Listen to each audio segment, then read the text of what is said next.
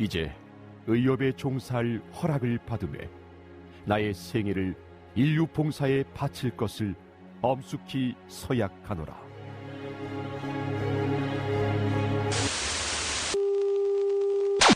히포크라테스는 없다.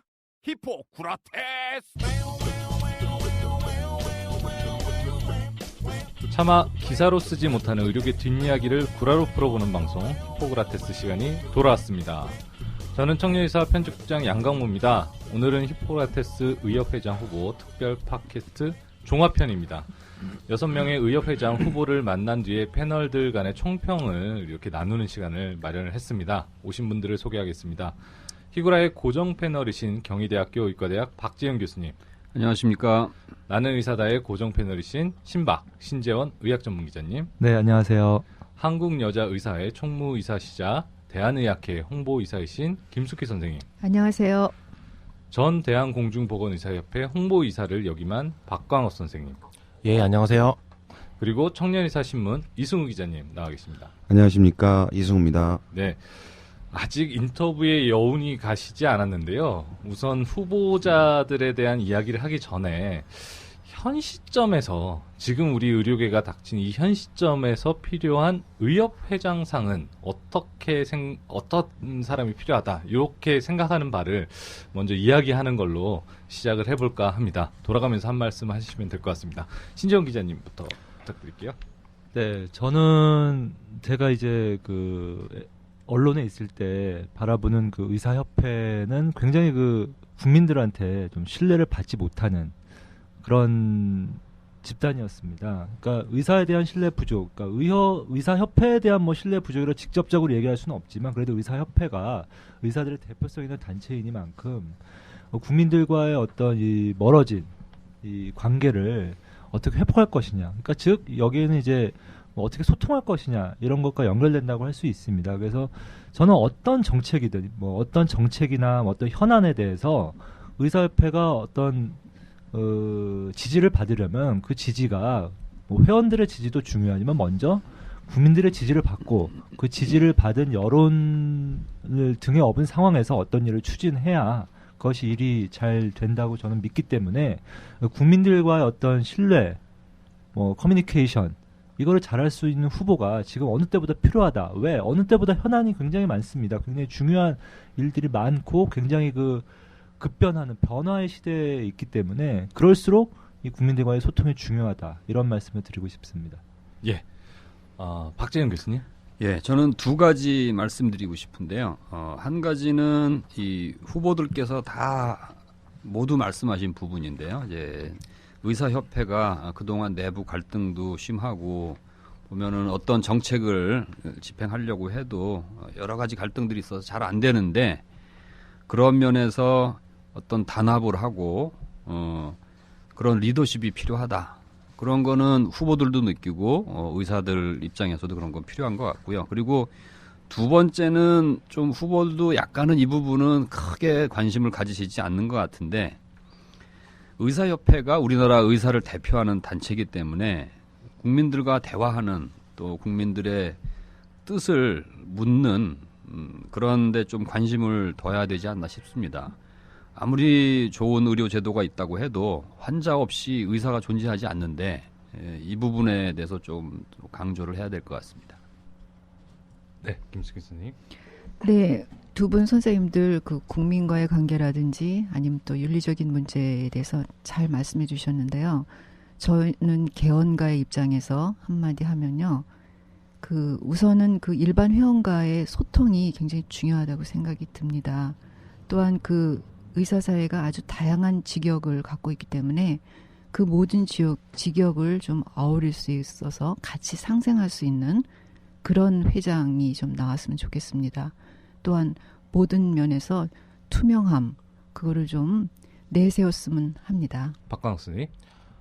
앞에서 이미 다른 분들께서 좋은 말씀해 주셨고 저도 상당히 공감하는 부분이 있기 때문에 그 부분을 굳이 더 말씀드리기보다는 일단은 회장은 리더십이 제일 중요하고 그는 이제 사람들과 잘 융화되고 사람들을 잘 이끌 수 있고 다른 사람들에게 상징적인 그런 어떤 이미지가 중요하다고 생각을 합니다. 그래서 일단 젊은 층들의 경우에는 의협에 대해서 상당히 무관심한 경우도 많고 사실 의협이 어떤 기관인지 심지어 회장이 누군지도 잘 모르는 경우가 다반사입니다. 그래서 일단은 외부로 뭐 협상을 하든지 뭐 투쟁을 하든지 여러 가지 방법이 있겠지만은 내부적인 단합이 되지 않고서는 절대로 밖에서 이 의사협회의 대표성이라든지 어떤 협상력에 대해서 의문을 품을 수밖에 없거든요. 그런 면에 있어서 저는 외부 소통도 중요하지만 내부 소통을 좀 더 강화해가지고 특히 젊은 층의 의견을 적극적으로 받아들이고 때로는 젊은 층에 먼저 다가가서 어떠한 지금 상황인데 어떤 것을 미리 알아야 되고 어떤 것에 대처를 해야 된다. 우리가 같이 힘을 실어달라. 이런 지지도 좀 적극적으로 내부에도 좀 필요한 시점이라고 생각을 합니다. 네, 저도 뭐 다 공감이 되는 그 말씀을 해주셨는데요. 어쨌든 지금 약간 국민들에게 이렇게 무너져가는 의사상을 확고하게 좀 바로 세워줄 수 있는 의협 회장님이 필요한 시점이 아닌가. 그리고 의료계 내부에 지금 각 이익에 따라서 흩어져 있는 그런 의료계를 화합시킬 수 있는 그런 회장이 필요한 시점이 아닌가 생각이 됩니다. 본격적으로 이야기를 풀어보겠습니다. 가급적이면 후보 개인에 대한 이야기보다는 총평에서 이야기를 해주시면 뭐 더 좋을 것 같고요. 특정 후보를 언급할 필요가 있다라고 생각하실 경우에는 그 후보에게 해당되는 이야기라는 점을 이렇게 말씀해 주시고 언급을 해주면 될 것 같습니다. 일단 후보자들이 참 생각보다 이렇게 걸어온 길은 남들과 그러니까 일반적인 의사들과는 다르지 않은 학창 시절을 보냈고 전공의 생활을 보냈다 싶었는데요. 뭐 공통적인 그런 부분이 좀 보이던가요? 신 기자님부터 이야기를 해주시겠어요? 제가 생각에는 유급 당한 분은 사실 그 인간적인 면이 좀 보이기도 했고요. 예. 제가 좀 받은 느낌은 이제 물론 이제 뭐 여러 가지 의사상이 있을 수 있습니다. 근데 여기 후보에 나오신 분들은 좀 그런 분들이 있어요. 이렇게 좀 말보다 좀 행동을 좀 앞세우는 실천하는 행동하시는 분들이 좀 아무래도 후보 중에 좀 많았던 것 같고요. 개인적으로는 뭐 자기 자신의 어떤 이익보다는 그래도 뭔가 대를 위해서 일을 하려는 뭐 그런 느낌들을 저는 좀 받았어요. 저는 의지가 있는 그런 네, 분들. 그렇죠. 예. 예. 박재영 교수님 어떠셨나요? 예, 그 후보들마다 조금 차이는 있지만 제가 느낀 거는 6분이 다양한 경력을 갖고 있지만은 그래도 비교적 그 언변이라고 할까 그런 것들이 굉장히 좋은 편이신 것 같아요. 그래서 의협 회장이면은 사실 어떤 공개적인 자리에서 어떻게 발언을 하고 또 다른 사람들과 대화하고 그러는 게 중요한데 그런 면에서는 어느 정도 이렇게 자질들은 다 갖췄지 않나 그런 생각을 좀 해봤습니다. 다들 말씀 참 잘하시더라고요. 이승우 기자님. 네, 뭐 저 같은 경우는 개인적으로도 취재를 하면서도 잘 아시는 분들이기 때문에 어떻게 보면 좀 여기서 객관적으로 뭐 말씀을 드린다는 게 조금 부적합한 면이 있을 수도 있는데요. 근데 인터뷰에 임하셔서 하신 말씀들이나 태도만 가지고 보자면 뭐 평소하고 좀 다른 분이 있었어요? 그러면 특정 후보를 좀 얘기를 해야 되는데 나연 회장님 같은 경우는 원래 사석에서 뵈서 하거나 의료계 분들하고 얘기를 할 때 그렇게 톤이 높거나 강한 어조로 말씀하시는 분은 아닌데 이번에 그 인터뷰에서는 좀 이 카리스마 있는 모습에 신경을 좀 쓰셨던 것 같다. 개인적인 그런 생각이 들고요. 평소엔 그렇게 말씀 안 하시나요? 평소에 평이 좀 나약하다는 그런. 예. 제가 질문도 했지만 2인자 이미지가 강하다. 2인자 이미지. 그래서 옆에서 도와주시는 이미지가 강해서 1인자가 아닌 2인자로서는 참 적당하신 분인데 1인자는 좀 아니지 않냐 뭐 이런 일부의 시각들도 있었는데 그런 시각을 좀 불식시키기 위해서 그러셨던 것 같아요. 강하게 네. 뭐 반대로 이제 그 노한규 후보 같은 경우에는 굉장히 그 강성 이미지일 줄 알았는데 실제로 또 말씀을 나눠보니까 그거는 굉장히 또 좀 부드럽게 좀 놀랐습니다. 강성 이미지가 아니라는 걸 좀 강조하는 듯한 그런 그 후보자들의 전략이 숨어 있지 않았나라는 그런 부분도 좀 그런 느껴졌어요. 부분이 당연히 있을 거라고 보여집니다. 왜냐하면 노한규 대표는 지금 의료계 어떻게 보면 이슈적인 인물이 되면서부터 항상 밖으로 알려질 때는 뭔가 강력한 액션을 취한다거나 뭐에 대해서 강력하게 반대한다거나 이런 이미지가 강했고 그런 이미지 때문에 상당수의 그 의료계 인사분들은 그 의협회장 자리에서 만약에 의협회장이 될 분이 저런 정도의 강력한 이미지만 갖고는 좀 힘들다는 지적을 받아오셨을 거기 때문에 그 부분을 좀 신경 쓰지 않았나 저 개인적으로 그렇게 생각합니다. 김숙희 원장님? 네. 그 대체적으로 그 후보로 나오신 분들이 아까 박 교수님도 말씀하신 것처럼 굉장히 언변이 좋고 말을 아주 잘하시는 것 같습니다. 더군다나 지금 말하는 것만큼만 정말 실현이 된다면은 얼마나 좋을까 하는 생각도 듭니다. 또 하나는 그 모든 말씀들이 선거 전하고 선거 후에 다 똑같이 되기를 바라는 마음도 있고요. 그리고 후보들 모두 투쟁보다는 협상을 위주로 의료정책을 펴나가겠다는 말씀들을 하시는데 한편으로는 섭섭하기도 하고 한편으로는 안심이 되기도 합니다. 네, 박강호 선생님. 예, 일단 다들 거의 뭐 포스가 남다른 분들이 대부분이었다고 저는 생각을 합니다. 이미 뭐 의쟁투 활동을 하신 분들부터 해가지고 근 10년 동안 이제 의료계의 주축 역할을 하신 분들 대부분이셨고 독자적인 공부를 하셔서 나름대로의 비전을 갖고 이번 선거에 입후보하신 분들도 계시는데 제가 느꼈던 바 중에 하나는 생각보다 젊은 층에 대한 인식이 있는 것 같기도 해요. 퀴즈는 대부분 잘 맞추셨거든요.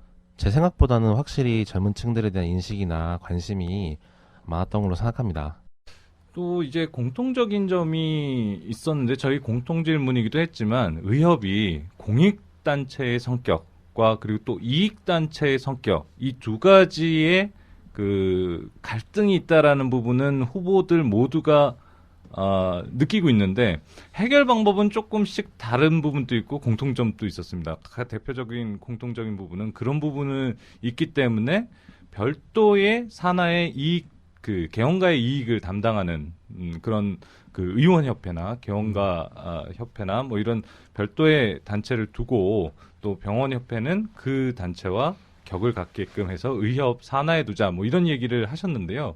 이 부분은 어떻게 생각하십니까? 신재원 기자님부터 얘기를 해주십시오. 사실 의사협회가 뭐 이익단체냐 공익단체냐 뭐 굉장히 뭐 어떻게 보면은 해묵은 뭐 논란거리라고도 할 수 있는데 저는 개인적으로는 공익단체라고 생각을 합니다. 왜냐하면은 의사들이 뭐 친목을 위해서 친목이나 뭐 어떤 그런 걸 위해서 모인 것은 아니고 또 의료 제도라는 것 자체가 굉장히 좀 공적인 부분이 강합니다. 그래서 국민들의 어떤 건강이랑 좀 직결되어 있지 않습니까? 그 의료 제도 안에 또 의사들이 활동을 하고 있기 때문에 그 의료의 주체가 의사라고 본다면은 절대 뭐 이익을 추구하는 게 나쁜 것은 아니지만 의사 집단 전체로 봤을 때 의사들만 뭐 이익을 추구한다 이런 느낌을 받으면 이건 분명 또 이제 논란의 소지가 있거든요. 그래서 제가 의사협회에 바라는 거는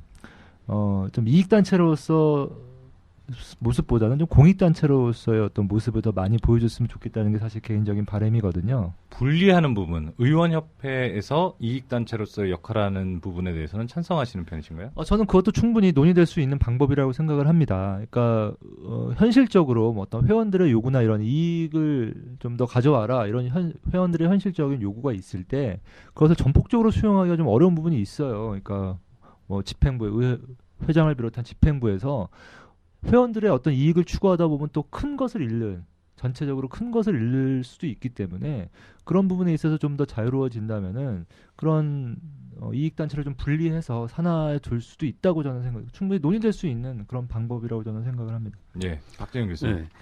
저는 6분의 후보 모두 이 의사협회 정체성을 이익단체, 공익단체 두 가지를 다 생각을 하시기는 하는 것 같았어요. 근데 상대적으로 이게 선거이다 보니까 표를 의식해서 그런지 이익단체의 성격에 관련된 거는 많이 말씀을 하셨는데 공익단체, 전문직 단체로서 역할에 대해서는 고민을 조금 덜 하신 것 같다. 말씀이 거의 없으셨죠. 예, 그 역할에 그런 대해서는. 느낌을 받았고요. 조금 좀 특징 있는 후보는 노한구 후보였거든요. 후보. 예. 저는 이제 전국의사총연합회가 의사의 이익에 충실한 그런 역할을 하는 걸로 인식을 하고 있었거든요. 네. 그때 인터뷰에서도 얘기를 했지만은 영어 이름으로 이제 유니언, 노동조합이라는 명칭을 쓰고 있기 때문에 그렇기 때문에 의사협회도 그렇게 가야 된다 주장을 할 줄 알았더니 오히려 반대로 의사협회는 공익단체로 가는 게 맞고 이익단체로서 역할은 의원협회가 갖는 게 맞다. 네. 그렇게 얘기를 하는 거를 듣고 현실성은 어떤지는 몰라도 아무튼 그것도 새로운 뭐 방법 중에 하나라는 생각은 해봤습니다. 예. 이승우 기자님. 네, 저는 좀 그 다른 관점으로 좀 느꼈는데요. 이 그 의사협회의 위상의 문제 그리고 이익을 대변하는 뭐 의원협회든 그에 준하는 그런 형태로의 분리 또 병원과 의원협회의 그 동등한 영향력 위상을 갖춘 단체로 만든다는 거. 심지어는 어떤 후보는 뭐 병원에 있는 지금 현재 신임 업무까지도 의사협회로 가져와야 된다 이런 주장까지 하셨는데 이제 근데 말씀은 자신들이 의협 회장이 되면은 그 이익 집단의 대표 성격에 대해서는 그 다른 단체로 만들어서 의원협회 같은 걸 만들어서 주신다 이렇게 말씀들을 다 거의 비슷하게 하신 것 같아요. 근데 이분들이 만약에 그런 권한이 없는 의협 회장 자리라면 이렇게 힘들게 출마를 하셔서 되겠다고 생각을 하시고 그런 뭐 어떻게 보면 그 의협의 위상 또는 의사들의 이미지 이런 거에만 관여하시는 의협 회장이라는 자리라면 출마를 하셨을까 하는 그런 생각도 좀 해봤습니다. 네. 김숙희 원장님. 예, 저도 그 이승우 기자님하고 비슷한 생각을 했는데요. 정말 어려운 일입니다. 그 대외적으로는 공익단체라는 걸 내세우고 회원들한테는 이익단체라는 것을 내세우면서 그 선거에 임해야 되기 때문에 굉장히 어렵지 않나 싶습니다. 그래서 그 의원협회처럼 이렇게 분리되는 것보다는 제 생각에는 그 국민과 함께 국민을 위하여 공익단체를 내세우면서 회원들의 권익을 찾아낼 수 있는 그런 회장으로서의 역할을 좀 해주면 좋지 않나 싶습니다. 병원협회를 산하로 둔다라고 말씀하신 후보도 있었는데 사실 현실적으로는 좀 예. 어렵겠죠. 병원협회를 산하로 두는 그거는 정말 어려운 거고요. 병원협회와 협조를 해가면서 나아가는 거 그런 방법이 지금으로서는 최선이 아닐까 싶습니다. 네, 박강호 선생님. 저는 생각하기에 방금 김숙희 선생님께서 말씀하신 것처럼 겉으로는 공익주자임을 분명히 드러내야 되는 부분도 있습니다. 근데 이 지금까지의 후보 6분들이 다 내세운 것들은 사실은 이익 집단으로서 역할에 더 충실해야 된다는 걸 주장하는 거랑 거의 저는 같다고 이해를 했어요. 왜냐하면은 대체로 정책들에 대해서 의사들의 사실 솔직히 말하면 의사들과 국민들의 이익이 같이 간다. 이거를 단기적으로 설득을 시킬 수는 좀 어렵다고 봅니다. 장기적으로는 뭐 이게 좀 먹힐지 모르겠지만은 그렇기 때문에 이익 집단인 걸 숨겨서는 전 안 된다고 봐요. 이게 항상 지금까지 의사분들이 뭐 어른분들이 말씀하신 거지만은 항상 다른 보건의료 단체랑은 달리 너무 좀 학자나 아니면 너무 선비같이 너무 고고한 행세를 많이 하려고 했기 때문에 잃어버린 것이 많다.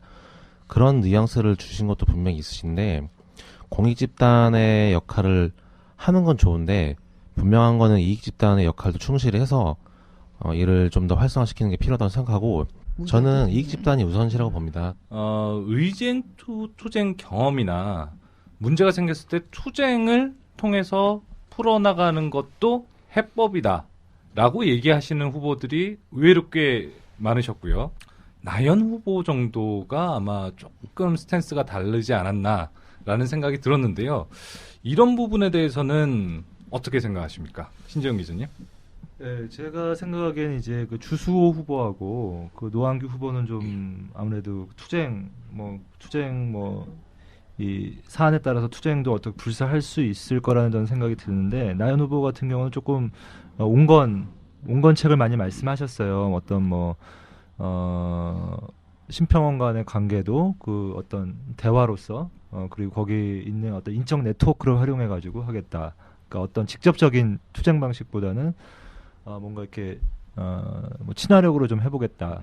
근데 저는 이게 사실 장단점이 있습니다. 사안에 따라서 이게 투쟁을 해야 될 것이냐 말아야 될 것이냐 이런 논의도 있을 수 있고 투쟁의 방식도 여러 가지가 있을 수 있지 않습니까? 언론 프레이도 있을 수 있고 아니면은 집단 행동도 있을 수 있고. 그래서 근데 저는 지금의 상황은 어쨌건 그 투쟁이 필요한 시기다. 저는 이렇게 보고 있고요. 다만 그 투쟁의 방식이 과거에 우리가 뭐 의학분업에서 보여줬던 그런 투쟁의 방식이 맞느냐, 여기에 대해서는 좀 논의해 볼 필요가 있다. 그래서 제가 생각하기에는 뭐 집단행동이나 이런 것은 국민들이 굉장히 안 좋게 생각을 하기 때문에 가능한 그런 방법보다는 어떤 언론을 통한 그런 방식이라든지 아니면 국민과 직접 대화하는 그런 방식을 좀 더 여론을 환기시켜서 장기적인 좀 전략을 가지고 하는 것이 맞다고 생각하고, 투쟁을 최대한 안 하는 쪽으로 하려고 하는 것도 맞다고 생각해요. 그 사전에 그래서 의사협회라는 게 어떻게 보면 밖에서 보면 좀 이렇게 독선적인 독불장군 같은 좀 집단으로 좀 이렇게 생각이 되고 있거든요. 그래서 그런 부분을 먼저 좀 불식시키려는 좀 다른 집단과의 어떤 관계 개선. 그래서 저는 나연 후보님 말씀도 충분히 일리가 있다고 생각을 합니다. 예. 박재영 교수님. 예. 이 2000년의 의학 분업 사태. 근데 달리 표현하면 2000년의 전국 규모의 의사 파업을 어떻게 기억하느냐는 참 다른 것 같아요. 의사들은 참 오랜만에 의사들이 단합된 모습을 보이고, 또 앞서서 투쟁하는 사람들은 뭐 투어까지 되고, 그러면서 굉장히 가슴 아프면서도 또 어떻게 보면은 가슴 짠한 그런 추억으로 남아 있거든요. 근데 신정 기자님 말씀하신 것처럼 국민들 입장에서 보면 대다수 국민들에게는 그러지 않을 거라고 생각했던 의사들이 환자를 볼모로 해서 꽤 오랜 기간 파업을 한 거거든요. 그래서 저는 이런 생각을 좀 해봤습니다. 이제 후보들마다 아주 다양하게 기억을 하고 있는데, 한편으로는 2000년의 추억을 되살릴 필요도 있지만은 한편으로는 2000년의 추억을 벗어나야 되지 않나. 아까 뭐 투쟁의 방식도 얘기하셨는데, 좀 다시 한번 그 생각을 좀 아주 다방면으로 좀 해봐야 될 것 같습니다. 2000년대 같은 투쟁이 가능할 거라고 얘기하는 후보는 또 없었던 것 같습니다. 예. 김숙희 원장님. 예, 저도 그 의학분업 사태 때 그 환자를 볼모로 한 투쟁은 제가 보기에는 그는 실패한 투쟁이라고 생각을 합니다. 그런데 가끔 우리가 투쟁이나 시위가 필요할 때가 있거든요. 특히 그동안에 제가 그 의사단체에서 관여해서 본 견해로는 가끔 그 내부적인 갈등이 굉장히 심할 때 그 투쟁이나 시위 등을 통해서 그 회원들을 결집시킨다든지 아니면은 그 돌파구를 마련하는 데 이용하려고 그런 시위나 투쟁을 했던 그런 의사 회장도 있었거든요. 네. 그래서 그런 거를 잘 구별해서 회원들의 마음을 얻는데 또한 과연 이거 우리가 정말로 필요한가를 잘 생각해서 결정을 해야 될 것 같습니다. 예. 네. 박강원 선생님. 아무래도 젊은 분들은 좀 투쟁에 대한 열기가 높지 않을까라는 생각도 드는데요. 실제로 요새 전이총에 대한 관심이 많아지고 있는 그 젊은 층들이 많은데, 아무래도 전이총의 그런 실현 가능성은 잘 모르겠지만은 그런 구호의 선명성이라든지 확실히 자기들의 미래에 대해서 누구도 관심 가져주지 않았던 분들이 많으시거든요, 사실은. 근데 그런 것을 이제 원로라고 말하면 좀 그렇지만 어느 정도 이제 나이가 있으신 분들께서 관심을 가져주는 유일한 단체니까 어떻게 보면 그런 게 필요하다는 생각을 아마 많이 할 것 같아요, 제가 봐도. 근데 2000년도에 사실 저는 그때 고3이었기 때문에 의쟁투에 대한 직접적인 기억은 전혀 없습니다. 저는 그때 오히려 허준을 보면서 굉장히 왜 의사단체들이 저렇게 행동을 하나에 대해서 생각할 정도로 아무런 이제 의사들의 마음에 대해서 이해를 못하고 있는 상황이기 때문에 이제, 근데 제가 느꼈던 거는 10년 동안 확실히 많이 옛날보다 잃었다고 하는 게 많지만 얻은 것도 분명히 있는 것 같은데, 어떤 협상을 할 때 좀 지능적으로 이제 꼭 투쟁만이 방법은 아니라고 보거든요. 뭐 꼭 크게 안 가도 되니까 좀 미리미리 손을 좀 쓰셔가지고 투쟁으로 가기 전에 미리미리 막는 방법 그런 것도 좀 필요할 것 같고 그때 이제 회원들 소통이 잘 될 경우에는 왜 이렇게 나설 수밖에 없는지에 대해서 인식을 하니까 분명히 나중에 실망감이나 배신감을 느낄 가능성이 좀 줄어든다고 저는 보거든요. 그래서 그렇기 때문에 더욱더 소통이 중요하다고 저는 보는 거고 그 내부적인 소통이요. 그건 투쟁은 정말 필요할 때 딱 한 번 하는 걸로 말해야 된다고 생각합니다. 정말 그 예를 들어서 뭐 의사의 구조적인 구조 자체가 통제로 바뀌어가지고 도저히 적응이 할 수 없을 정도로 악화될 때 그때 딱 한 번 그때는 사실 알아서 일반 회원들분들도 나와서 할 거라고 저는 생각을 합니다. 네. 이승우 기자님? 네, 2000년 이후에 어느 집행부건 한 번씩 회원들로부터 이런 상황이면 투쟁을 한번 해야 되는 거 아니냐는 요구를 다 받아왔습니다. 현실적으로 집행부들이 고민을 했죠. 해야 될 사안이고 할 수 있는 상황인가. 근데 사실 사안들은 해야 할 만한 사안들이라는 판단들은 다 했을 겁니다. 근데 할 수 있는 상황은 아니었던 거죠. 다시 말씀드리면 2000년에 그와 같은 의사들이 몇만 명씩 한 곳에 모여서 한 목소리를 낼 수 있는 그런 의사사회 내부의 동력이 지금 현존하지 않습니다. 제가 보기에는. 그래서 그리고 그 방법이 그렇게 의사들한테 긍정적인 효과를 많이 갖다 주지도 않았고요. 그래서 아까 신재원 기자님이 말씀하신 것처럼 투쟁이라는 게 꼭 모여서 으쌰으쌰하는 것만이 투쟁이 아니라고 생각하고요. 그래서 사실 그런 그게 이제 노조들이 흔히 쓰는 방법이죠. 파업이라는 게. 왜 파업을 하느냐? 이제 뭐 여러 가지 이유가 있지만 그 중에 하나가 언론에 노출되기 위함입니다. 왜 그렇게 의사들이 모이면 기자들이 취재를 오잖아요. 근데 예를 들어서 뭐 의사들이 모여서 이렇게 뭐 으쌰으쌰 하지 않고 이렇게 뭐 커피 마시면 안 옵니다. 취재를. 그러니까 그런 강경한 방법을 통해서 뭔가 언론의 관심을 얻고 그 언론의 관심을 받는다는 것은 기사화가 되고 국민들이 알게 된다는 겁니다. 그런 목적이 있는 거예요. 근데 사실은 이게 이제 옛날 패러다임이라는 거죠, 이게. 그러니까 미디어 환경이 변화하고 있고 더 이상 어떤 신문이나 방송이 미디어의 절대 권력이 아닙니다. 그래서 그런 미디어의 변화에 발맞춘 그런 방식이 필요하다. 뭐 하나 예를 들어보면 뭐 이제 뭐 최근에 뭐 인기를 얻고 있는 뭐 뉴스타파 같은 그런 동영상 같은 경우는 그 해직 기자들이 만든 그런 영상이고 뭐 변변한 뭐 제작비도 없이 만들었지만 내용이 좋기 때문에 그 내용이 뭐 사람들이 들을 만하기 때문에 굉장히 또 많은 인기를 얻고 있지 않습니까? 그런 식으로 더 이상 이제 어떤 언론의 주목을 받아서 국민들한테 알리는 그런 홍보 방식은 더 이상 필요 없다. 저는 감히 이렇게 말씀드리고 그러면 그런 새로운 국민들에게 어떻게 알릴 것이냐 이것들 사실은 고민해야 되는 부분이죠. 네, 그렇게 생각합니다. 저는. 그 투쟁을 얘기하면서도 정부의 협상을 강조하는데 투쟁 방법에 대해서는 어떻게 보면은 그렇게 과격한 투쟁 얘기는 안 하시는 걸로 봐서는 지금 회원들의 불만이 많고 투쟁의 목소리가 많다 보니 그런 요구를 충분히 알고 있고 그런 각오로 임하겠다. 하지만 해법은 협상 쪽에서 더 무게를 두고 있는 게 아니냐 이런 쪽으로 느낌이 왔었습니다. 저는 그게 사실은 그게 이제 어떤 협상도 저는 방식이 있다고 생각은 하는데 예를 들어서 이제 정부랑 이제 밀실해서 협상을 하는 거죠. 정부랑 의사만 알게. 그럼 조용히 협상을 해가지고 그냥 조용히 뭐 법을 바꾼다든지 조용히 이렇게 넘어가는 경우가 여태까지는 사실 많았습니다.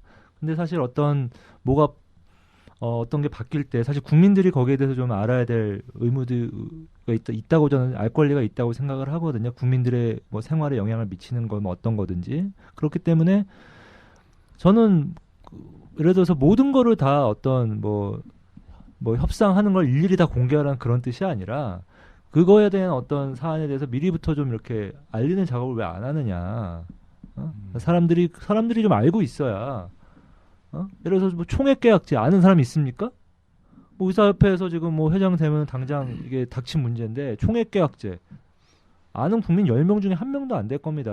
왜 총액계약제를 국민들이 몰라야 됩니까? 그래서 저는 그거는 정부는 사실 그런 걸 알리고 싶어 하지 않아요. 정부의 입장에서는 제가 뭐 장관이라도 총액계약제가 어떤 뭐 사회적인 이슈가 돼가지고 뭐 갑론을박하고 그러는 걸 별로 좋아하지 않을 것 같아요. 네. 그러니까 의사협회도 거기 그 장단에 맞춰주면 안 된다는 겁니다. 총액계약제가 국민들의 어떤 뭐 이익이 진짜 되는 건지 아니면 이게 단기적으로는 이익이지만 장기적으로는 뭐 실이 되는 건지 이런 것들을 국민들이 알아야 될 의무가 있고 그걸 정부에서 안 알리면 의사협회가 알려야 되는 거예요. 근데 여태까지 의사협회는 그런 노력들을 거의 안 했어요. 그렇기 때문에 사실 어떤 문제가 발생했을 때 국민들이 당연히 지지를 안 하죠. 초액계약제가 뭔지도 모르는데 어떻게 지지를 합니까? 그 부분에 있어서는 또 한편으로는 우리 의사 회원들조차도 의협이 정부와 하는 이야기에 대해서 소통이 안 된 것에 대한 굉장히 큰 불만이 있었고 6 후보 모두 그런 소통에 대한 답답함이 분명히 있었던 것 같아요. 이제 회원들과의 의사소통은 물론이고 국민들과의 의사소통에 대해서 참 답답해서 앞으로 뭐 예를 들어서 뭐 방송국을 하겠다 어떻게 하겠다 이제 그런 얘기도 했는데 의사들의 진정성이나 또 이게 정말 의사들의 이익 때문이 아니라 그냥 립서비스가 아니라 국민들의 건강과 생명을 위해서 하려고 하는데 그런 뜻이 전달이 안 되는 것에 대해서 굉장히 답답해하는 그런 측면이 있었는데요. 이 부분에서 조금 후보들께서 이제 놓치는 게 하나가 공통적으로 홍보를 하겠다, 의사들의 입장을 알리겠다 그런 얘기는 다 하셨어요. 근데 국민들의 뜻을 어떻게 듣겠다, 환자들의 그 생각을 어떻게 좀 듣겠다 그런 얘기는 6분 다 안 하셨어요. 이제. 그런 면에서 이게 소통이 그냥 쌍방향 소통이 돼야지 일방향은 소통이 아니거든요. 이게 일방적인 거기 때문에 그래서 이 알리는 의사들의 그 입장에 대해서 알리는 그런 부분도 중요하지만은 듣는 그런 것도 더 강조를 해야 될 것 같아요. 네, 이승훈 기자님. 네, 뭐 두 분들은 이제 대국민 소통 쪽에 조금 방점을 두셨으니까 저는 의료계 내부 소통 얘기를 하는 게 좀 맞을 거라고 보는데요. 뭐 이전 집행부, 바로 전 경만호 집행부만 하더라도 왜 이렇게 중요한 것들이 결정되어지고 나서야만 꼭 회원들이 아느냐는 불만들이 좀 있었거든요. 그런 불만을 회원들이 갖는 이유는 지금까지 의협에서 일을 처리하는 관습적인 방법들이 그래 왔던 거죠. 근데 의협에서도 노력을 안 하지는 않습니다. 항상 하는 방식으로 유관단체들에 대해서 설명하는 그런 공문 같은 걸 보내고 의견 수렴을 공문으로 받기는 하는데 그 회수율도 엄청 낮고요. 사실 자기 과하고 관련이 없거나 자기하고 관련이 없는 산하단체들은 그런데 의견을 보내지도 않습니다. 근데 이제 그런 방식으로만 계속 회원 의견 수렴을 하고 안 오는 의견이니까 의협에서 판단해서 입장을 결정하고 회의에 나가서 협상을 하고 결론이 나고 난 다음에 이렇게 결론이 나서 회원분들은 앞으로 이렇게 바꾸셔야 됩니다. 이제 설명이 그때 되는 거죠. 그때 회원들은 어떤 상황에서 어떤 논의 과정을 거쳐서 이렇게 그 양보할 건 양보하고 얻을 건 얻어왔는지에 대한 지식이 없는 상황이기 때문에 자기가 직관적으로 판단한 그리고 한정적으로 갖고 있는 정보만 가지고 찬반을 결정한단 말이죠. 김숙희 원장님.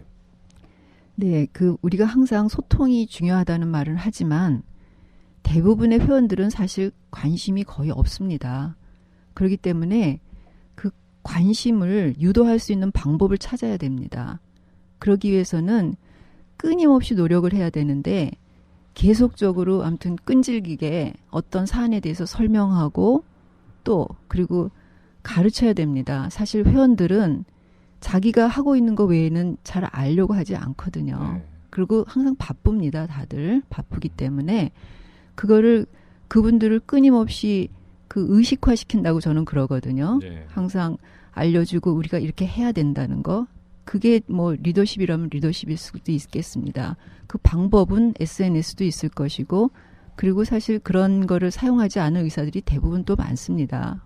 네. 뭐 문자도 있을 것이고 아무튼 할 수 있는 방법을 다 총동원해야 되겠죠.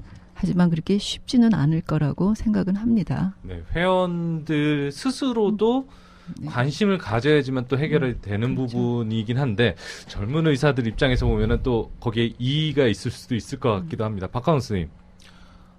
사실 일이 너무 바쁘죠. 특히 젊은 층들 같은 경우에 레지던트나 이제 뭐 전임이나 아니면은 군의관, 뭐 공보위 이렇게 좀 나눠져 있기도 합니다만 대체적으로 미래에 대한 관심이 많고 의외로 또 알려주면 관심을 가지려는 분들이 좀 있더라고요. 저도 뭐 전문가까지는 아니지만은 젊은 이렇게 친구들이 얘기를 해보면은 얘기를 하면 의외로 관심이 많이 생기더라고요. 그래서 교육이 저는 좀 중요하다고 생각을 합니다. 그래서 수련대 사실은 이게 의국별로 따로 움직이고 각 과별로 따로 움직이기 때문에 그거를 일괄적으로 이때 병원협회랑 어떤 그 커넥션이 좀 필요할지 모르겠는데 예를 들어서 뭐 각 병원마다 뭐 1년에 한두 번이라도 좋으니까 뭐 일요일날 전체 전공의 중에 뭐 한 4분의 3 정도 모이게 해서 나머지 이제 그런 분들로 하여금 이제 강의라든지 아니면 영상을 틀어준다든지 해가지고 일단은 한번 알려줘요. 어떤 게 화두이고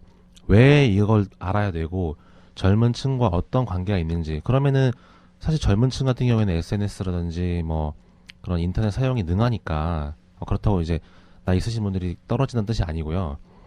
확실히 많이 쓰시니까 그것들을 피드백을 하기 좋을 거라 저는 생각을 하거든요. 그 의견을 수렴할 수 있는 사이트라든지 어떤 창을 만들어서 의견을 접하면 서로 그때 쌍방향 소통이 저는 될 수 있다고 봐요. 그래서 일단은 잘 알려고 하지 못한다기보다는 잘 알지 못한다기보다는 알 수 있는 구조가 아니에요. 사실은 교육을 시켜주지도 않을 뿐더러. 근데 가장 중요한 건 사실 교육 아닙니까? 그럼 교육을 시켜주면은 다 머리 좋으시고 하신 분들이시니까 분명히 효과가 전 크다고 봅니다. 네. 뭐 가장 알기 쉬운 방법은 청년의사 신문을 보시면 됩니다. 청년의사 신문도 저는 굉장히 젊은 층의 어필을 잘 할 수 있는 부분이 많다고 봐요. 네. 구성도 깔끔하고 기획 시리즈가 굉장히 좀 젊은 층과 좀 관련된 부분이 많거든요. 아니, 그렇지 않으면 중년 의사라고 그러지 왜 청년 의사라고 그러겠어요. 그리고 멘토를 좀 설정해서 그렇죠. 지역에 이제 관심 있으신 어른분들도 많이 계시잖아요. 근데 저는 사실 왜 그 소통이 안 되냐 생각하면은 사실 젊은 층이 어느 정도 자리를 잡은 분들을 찾아가기란 꼭 쉽진 않다고 봐요. 왜냐하면 또 우리나라 문화가 군대 문화이기 때문에 항상 혼나잖아요, 많이.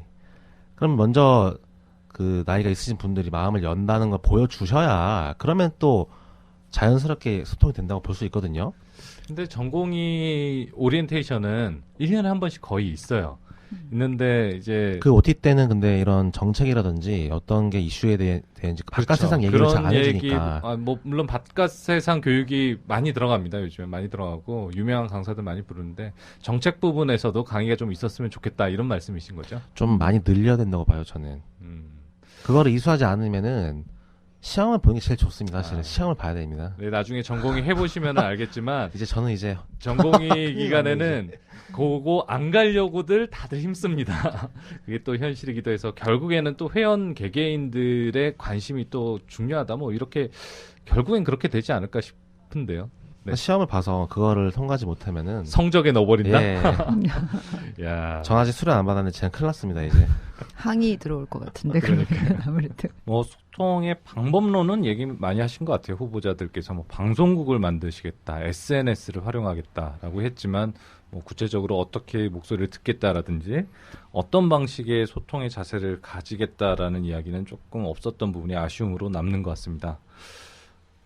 또 하나의 그 공통 질문이 최근에 있었던 박원순 시장 MRI 사건에 대해서 어떻게 생각하느냐. 물론 당사자인 노한규 후보의 답변이 가장 기억에 남습니다만 다른 후보자들의 입장들도 크게 뭐 충분히 할 수 있는 사안이다라고 얘기하시는 후보들도 꽤 있었습니다. 신재훈 기자님. 네, 뭐 대부분 비슷한 의견이었고 주수 후보 같은 경우에는 의사협회 차원은 임의단체니까 할 수 있는 것이지 뭐 의사협회 차원에서는 할 수 없는 것이다라고 네. 말씀하셨는데 저는 주수 후보 얘기가 좀 맞다고 봅니다. 왜냐하면은 의사협회가 노한규 후보도 스스로 그런 식으로 얘기를 하셨어요. 왜냐하면 네. 이 사안 자체가 국민들의 건강과는 이게 별 관계가 없는 거예요. 그러니까 의사협회가 어떤 공익 집단이고 전문가 단체라고 생각을 한다면 이건 완벽한 정치적인 사안입니다. 이런 완벽한 정치적인 사안에는 좀 방관하는 것이 맞다. 그러니까 어떤 그런 요청이 들어왔을 때도 좀 더 신중하고 그리고 사실 어떤 뭐 사진 판독이라든지 어떤 그 제한된 사안을 가지고 이렇게 그 의견을 얘기하는 것은 좀 위험하지 않습니까? 의료의 특성상 그런 굉장히 위험할 수 있기 때문에 완벽하게 정치적인 사안에는 의협은 저는 좀 발을 뺐으면 좋겠다 이런 생각이고요. 대신 정치적인 사안이지만 국민들의 건강권이 걸린 그런 문제가 있을 수 있습니다. 예를 들어서 예전에 그런 광우병 파동이라든지 그럴 때는 의사협회가 어떤 정리된 입장을 내고 성명서를 내고 뭐 의견을 밝히는 것이 저는 옳다 이렇게 생각을 합니다. 저는. 예, 박정희 교수님. 저는 이 박원순 시장 아들 병역 의혹에 대한 그 후보들의 생각을 들으면서 생각한 거는 이 사건을 바라보는 시각이 보수 진영에 있느냐 진보 진영에 있느냐에 따라서 확 다르거든요. 근데 이 의사협회 후보들은 대부분 다 보수 진영의 그런 논리에 따라서 이 사건을 본다 그런 좀 생각이 들었고, 그리고 공통적으로 이렇든 저렇든 이 사실이 중요하다, 팩트가 중요하다 그런 말씀들은 다 하셨는데, 상대적으로 아까 신지혁 기자님 말씀하신 것처럼 이게 정치적인 사안이면은 이게 어떻게 보면은 의사 입장에서는 환자의 사생활을 보호하고 또 개인정보 보호하고 그런 면에도 조금 더 관심을 가져야 되는데 그 면에서는 좀 굉장히 소홀했던 것 같습니다. 네. 김숙현 원장님. 네, 지금 그 후보들 얘기하시는 게 이런 거는 하지 말아야 된다도 있지만 또한 한편으로는 신중하게는 할 수도 있다. 네. 그렇게 말이 나왔거든요. 사실 그 총선이나 대선이 가까워지면은 의협의 정치 세력화라든지 의협의 정치화라든지 그런 걸 계속 주장하고 있거든요. 그런 면을 생각할 때는 오히려 신중하게 접근해서 의견을 발표할 수도 있다.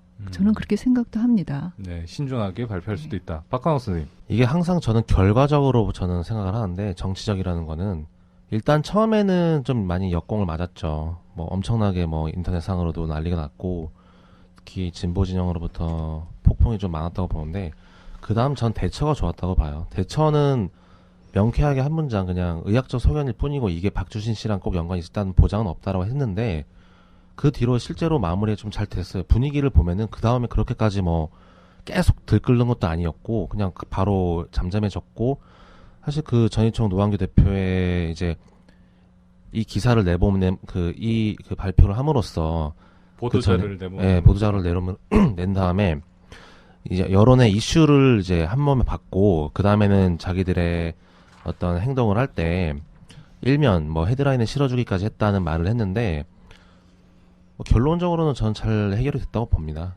하지만 좀 더 신중했다면 좋았을 거라는 의견도 어느 정도 동조합니다. 여의사의 그 배출이 늘어나고 있는 면에 있어서 의사협회장으로서 여의사 증가에 대해서는 어떤 뭐 대책이라든지 견해를 가지고 있느냐라는 부분을 김숙희 선생님이 특히 많이 물어보시긴 하셨는데 의협회장 후보들의 그 문제인식은 뭐 대부분 다 있으셨던 것 같습니다. 예, 신지영 기자님부터. 네, 그 문제 뭐 그런 문제가 있다라는 거 정도를 알고는 있는데 사실 뭐 강력하게 그걸 좀 해결해 보겠다. 그런 의지는 좀 별로 안 보였던 것 같고요. 실현 과정에서 네. 겪는 그런 문제에 대해서는 뭐 디테일하게 그렇게 뭐 시급한 과제라고 좀 생각하지 않는 것 같다는 생각이 들었는데 저는 이게 굉장히 그 중요한 아젠다거든요. 이게 뭐 의료계 내부의 문제이긴 하지만 사회적으로 이제 그런 여성들의 어떤 사회 진출이 굉장히 늘어나고 특히 이제 이런 의사나 변호사들이 여성 진출이 굉장히 활발하기 때문에 어떤 식으로든지 이런 늘어나는 여성들의 목소리를 뭐 담을 수 있는 어떤 그런 제도가 분명히 필요하다. 라고 생각을 하고 그게 뭐 대의원 숫자가 됐든지 아니면은 뭐 다른 방법이 됐든지 단순히 남자들이 좀 뭐 희생하면 된다 그런 방법이 아니라 뭔가 좀 실질적인 제도가 있어야 된다. 그리고 여자 의사들의 어떤 의견을 충분히 수렴할 수 있는 그런 것도 만들어야 된다. 창구가 필요하다. 네, 창구가 만들어야 된다. 그렇게 생각을 합니다. 예, 박지영 교수님. 예. 여섯 후보 모두 이 여의사 문제에 대해서는 대의원의 뭐 일정 부분을 뭐 할당해야 된다. 그 정도 수준만 그 말씀들을 하셨는데 이 문제는 조금 더 장기적으로 계획을 세워야 되는 거거든요. 우리 사회에서 아시다시피 노인 인구가 이렇게 빠른 속도로 증가할지 예상을 못했고 또 출산율이 이렇게 빨리 감소할지 몰랐거든요. 근데 이거는 임기 3년을 바라보고 뭐 공약으로 내놓을 문제가 아니라 정말 조금 더 장기적으로 이거는 뭔가 준비를 하고 계획을 세워야 될 문제라고 생각을 합니다. 왜냐하면은 굉장히 많이 늘어나고 있거든요. 그래서 아마 임기 3년에 해결할 수 없기 때문에 그런 것일 수도 있어요. 어떻게 그렇죠. 보면. 예. 그러니까 뭐 이게 장기적인 문제니까 3년 안에 어차피 나 있을 때는 어차피 해결 못한다. 그런 생각이실 수도 있는 거 아니겠습니까? 네, 그럴 수도 있겠네요.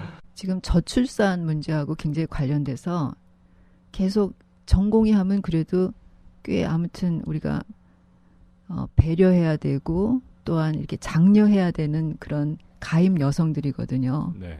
그래서 그 출산을 장려하려면은 사실상 그 옆에 있는 그 남자 전공의들이 피해가 많이 가면은 굉장히 불편합니다. 그렇기 네. 때문에 지금 의사 수가 조금 늘어나는 형편이니까는 그 대체 인력을 그를 해줘야 된다고 생각합니다. 그러기 위해서는 그 수련 과정을 하고 있는 병협이라든지 의협이라든지 아니면 복지부가 같이 합해서 그거는 해결하려는 그런 의지가 있어야 된다고 생각합니다. 의사 단체에서만 해결하기는 쉽지가 않은 문제거든요. 이승우 기자님. 네, 저는 그 최덕정 후보님의 답변이었던 걸로 기억하는데 아주 조심스럽게 여자 의사들의 그 의사협회 회무 참여에 대해서 필요하다고 느끼시고 그렇게 할 의지도 있으시다고 말씀을 하시면서 그 여의사 분들이 좀 더 적극적으로 참여해 주셨으면 하는 당부를 하셨어요. 사실 여의사 분들의 회무 활동 자체가 조금 소극적인 게 사실이기 때문에 지켜보았던 기자로서는 그 여의사 분들이 좀 더 적극적인 활동을 보여주시면 참여할 수 있는 기회는 충분하지 않을까 이런 생각을 그래서 해봤습니다. 저는 그런 생각을 해봤어요. 이게 사실 저도 이제 의사협회 보통 이제 아침 일찍 뭐 회의를 하든지 아니면 저녁 늦게 회의를 합니다. 근데 여자 의사분들 같은 경우에는 굉장히 힘든 시간이에요. 왜냐하면 아침에 뭐 다 애 학교 보내야죠. 또 저녁에 와서는 뭐 애들 뭐 저녁도 해야 되고 뭐 밀린 집안일도 해야 되고 낮에는 혼자 봐야 되잖아요. 그러니까 이게 시간이 없어요. 그래서 저는 굳이 지금 21세기에 그렇게 다 그 의협 동아울에 모여가지고 그 회의를 해야 되느냐 저는 이런 생각이 드는 거예요. 네. 아니 요즘은 그 스카이프 다 깔려 있지 않습니까? 네, 네. PC로 네. 10명까지 할 수 있습니다. 그리고 돈 좀 내면은 몇십 명이 동시에도 할 수 있어요. 충분히. 그러니까 집에서 그런 걸 회의에 참석할 수 있게 해준다면 왜 여자 의사들이 그걸 참여를 안 하겠습니까? 그래서 그런 시스템을 만들지 않으면 안 된다. 그러니까 말로만 참여하는 사실 것도 다음에는 의협에서- 출마하셔야 될 것 같은데. 의협에서 하고 있는 부분이 있습니다. 그 부분을. 화상회의도 내가 해보니까는 그 앉아서 시간 걸리는 건 똑같더라고요. 시간에 걸리는 건 똑같다. 네, 다만 이제 왔다 갔다 하는 그런 교통편만 조금 되는 거지. 네. 그 뭐 딴 일 하면서 그 화상회의 못 하겠더라고요. 그 화상회의 해도 또 얼굴 보이기 때문에 또 얼굴에 모두 좀 화장도 하고 나와야지 그냥 할 수도 없거든요. 그렇기 때문에 그거는 뭐 이렇게 아주 좋은 대체 방법은 아닐 것 같습니다. 그리고 회의라는 게 사람이 좀 만나서 얘기를 해야지 그렇죠. 또 여러 가지로 의견도 절충할 수 있고 그럴 것 같습니다. 예, 네. 참 어려운 점이 많을 것 같습니다. 앞으로. 박광호 선생님. 그 수련에 관련돼 가지고 말씀을 좀 드리고 싶은데 실제로 이게 통계를 보고 왔으면 좋았을 텐데 여자 레지던트 분들이 실제로 어느 10명이라고 치면은 어느 정도 분이 결혼을 하셔가지고 그때 출산을 하십니까? 이게 혹시 아시는 지금 있습니까? 제가 확실한 건 그 통계 나온 게 있습니다. 사실은 예. 있는데 거의 지금 출산하는 레지던트나 전공의 때 그건 한 20-30%도 안 되는 걸로 지금 나와 있습니다. 그렇게 숫자가 예. 많지는 않은 걸로 저도 예, 알고 있는데 왜냐하면 예. 제 동기들 같은 경우에도 결혼을 안 한 경우가 아직 더 많이 있거든요. 그렇죠. 그래서 결혼했다고 쳐도 꼭 예. 출산은 그때 하려는 건 아닌 것 같고 일단 단순한 문제거든요. 그러니까 일이 남자들한테 많이 안 쏠리면 돼요. 전공의들의 일이 과중하지 않으면 되거든요. 근데 과중하지 않으려면 어떻게 해야 되겠습니까? 사실 외국 사례들을 보면은 이 출산을 실제로 하는지는 모르겠지만은 지금 한국의 어떤 그 트레이닝 시스템만큼 과중하진 저는 않다고 봐요. 실제로 뭐 법적으로도 미국 같은 경우에는 이제 얼마 전에 그 연속으로 일을 못하게 막는 법안도 통과됐고 옆나라 일본 같은 근무 경우에는 시간에 대한 네. 통제가 있죠. 옆나라 일본 같은 경우에도 제가 알기로 웬만한 빡센 과도 1년차 때부터 출퇴근을 다 하는 걸로 저는 알고 있습니다. 그래서 사실 일이 안 빡세면 되는데 아니면 맨파워가 많으면 되겠죠. 근데 사실 좀 생각을 해보니까 이거는 좀 어떤 그 의사 인력 수급이랑도 관련이 있다고 보는데 전공의들의 문제잖아요. 사실 전공의 때 지나면 사실 눈치 안 보잖아요. 그러면 전공의 때 그 남자 의사들에게 피해가 안 가게끔 하려면은 일을 한 사람에게 쏠리는 일을 줄인다든지 아니면은 일은 같이 맨파워를 늘리면 되거든요. 근데 그 맨파워를 늘릴 수 있는 방법은 사실 T1은 정해져 있으니까 사실 그 구조조정이 어떻게 필요하다고 보는데 그 2차 병원이나 이런 좀 약간 좀 수련은 좀 안 좋은 곳이 좀 있어요. 사실은 받기에. 근데 그런 병원에 수련을 못 받게 하고 좀 대학병원이나 대형병원으로 T1로 늘려서 그쪽으로 보낸 다음에 거기서 파견을 보내게 한다.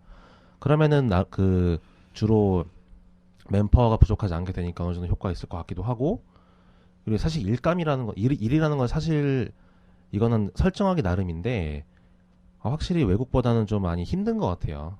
불필요한 당직도 많고 잡일도 생각보다 많고 환자를 더 많이 보는 역할이 좀 있거든요.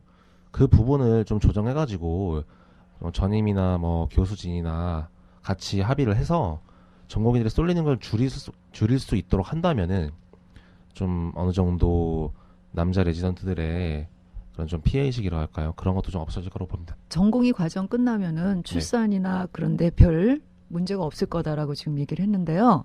근데 사실은 그 여의사들의 입장에서 보면은 전공이 그때 아기 낳고 출산하는 게 가장 좋은 연령도 좋고 가장 좋은 시기입니다. 왜냐하면 나와서 봉직이나 개원을 해갖고 아기 낳는 거는 어쩌면 더 어려울 수도 있어요. 거의 힘든 대체 인력이 전혀 없거든요. 그때는 만약 봉직이 했을 때 혼자서 한 과를 담당하고 있을 때 만약 출산휴가 3개월 들어가면은 그만둬야죠 일단은. 네, 병원의 원장이라든지 그게 그냥 두게 할 수가 없거든요. 3개월 동안 어떻게 할까요? 다른 사람을 또 고용해야 되거든요. 그러니까 더 어렵습니다, 사실. 전공의 때가 제일 만만한 시기인 것 같은데 우리는 막 그때 결혼하고 출산하라 그렇게 막 장려하고 싶은데 근데 요즘 좋은 여의사들이 연령이 워낙 늦어지니까요. 네, 그러니까 30이 하지 않은 되니까 사람들 끝나죠. 억지로 아이를 나이라고 할 수는 없지 않습니까? 그게 정말 어렵습니다. 네, 맞는 것 같습니다. 젊은 의사들의 배출에 대해서는 비교적 숫자를 뭐 제가 알기로는 한 분이 좀 굉장히 괴리감 있는 답변을 하셨던가 아니면은 아예 답변을 좀 못 하셨던 것 같고 계셨어요. 조금 틀리신 분들도 있고요.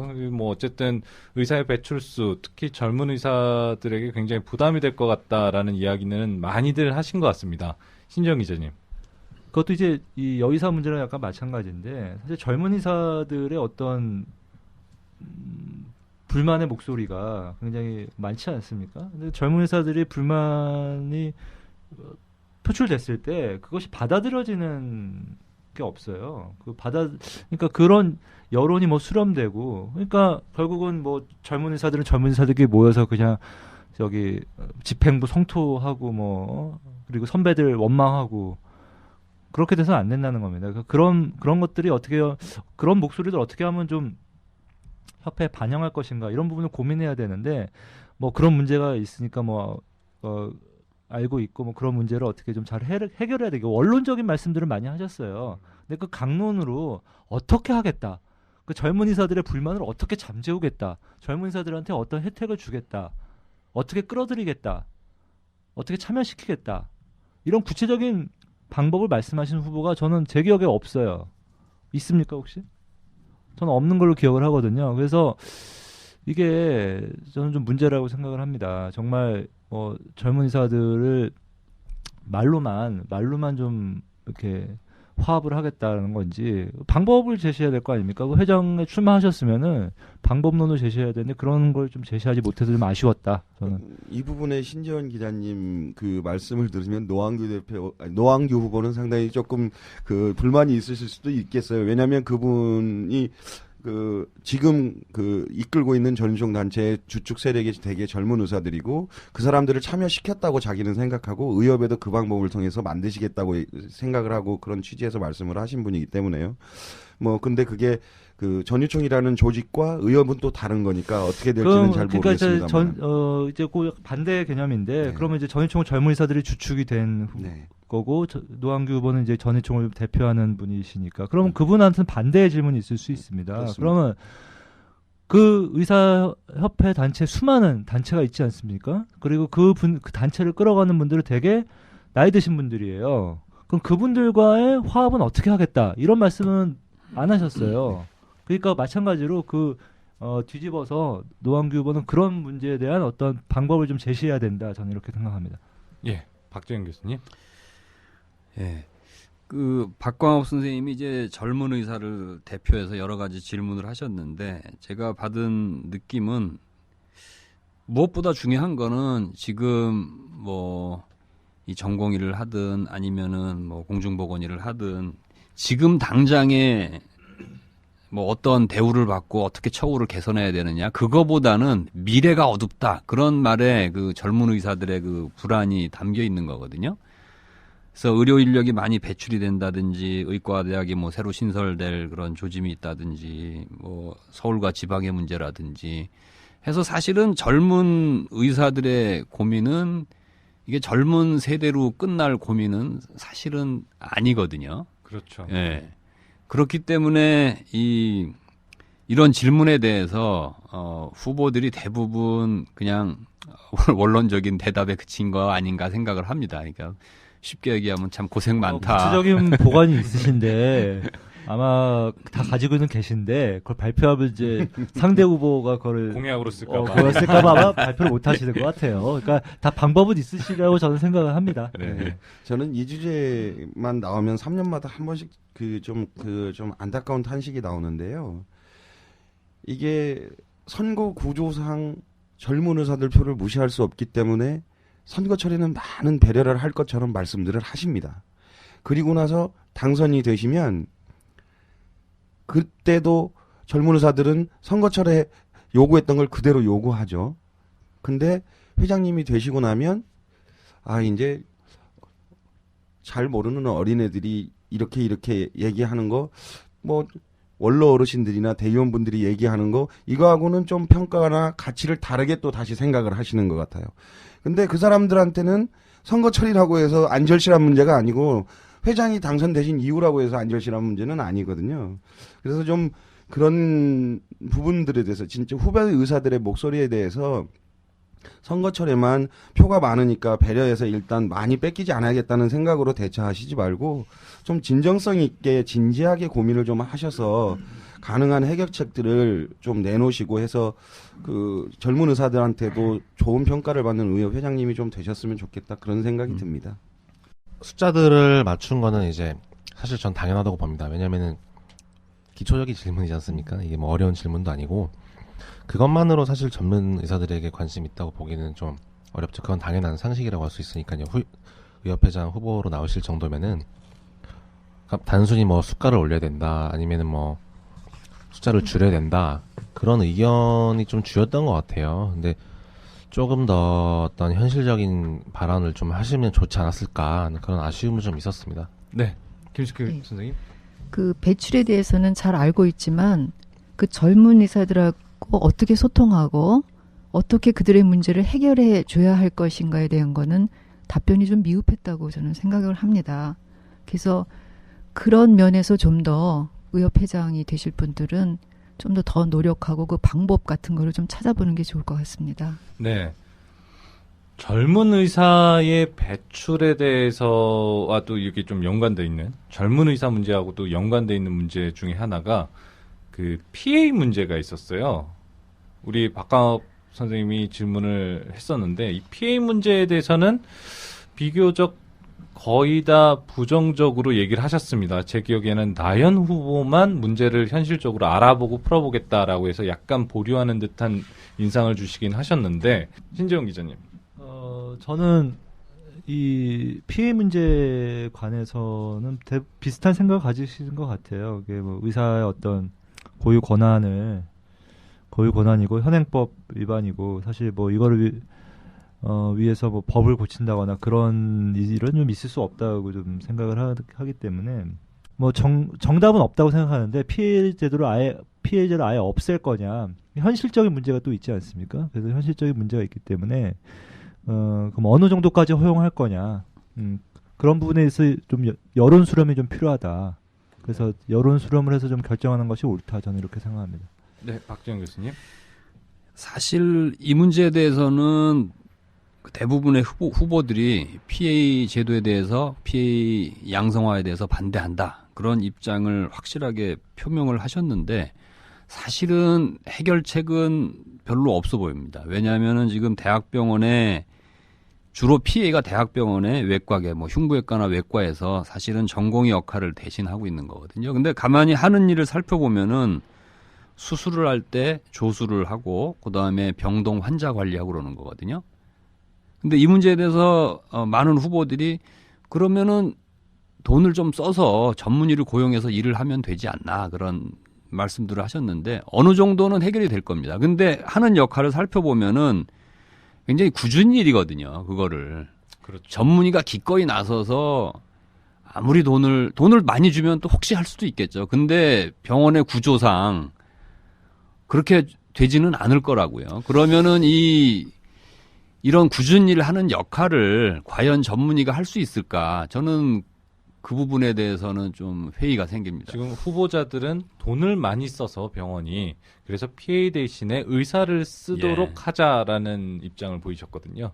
뭐 법이 아닌 거를 어떤 핑계를 대더라도 합법화 시킬 수는 없거든요. 그냥 아닌 건 아닌 거예요. 그래서 실제로 그 의사들이 그러면 PA가 하는 일들을 대체한다고 하면은 밖에서 뭐 선뜻 그 개원가나 밖에 있는 분들이 와서 하겠느냐 그 질문을 받아봤을 때 약간 좀 제가 간과한 부분이 좀 있지 않았나 하는 생각 좀 들었어요. 왜냐면은 PA가 하는 일은 사실은 좀 분명히 어시스트 역할을 하는 거고 집도를 하는 건 아니니까 그런 면에 있어서 전문의가 하기에는 좀 다소 미흡하지 않나 하면 나름대로 일리가 있다고는 보는데 이 문제가 뭐냐면은 그 환자들이 이제 지금 계속 언론에 조금씩 나가고 있는데 이게 역풍을 맞을 수가 있죠. 심지어 이게 의사들이 이걸 방관한 게 돼버리거든요. 심지어는 그 병원 경영 입장에서야 물론 PA를 쓰면은 당장에 뭐 일감도 뭐 어떻게 보면 뭐 월급도 좀 적게 줄 수 있고 같이 일하는 교수 입장에서는 뭐 맨날 매년 레지던트가 바뀌니까 그거 손을 맞추기 어렵지만은 뭐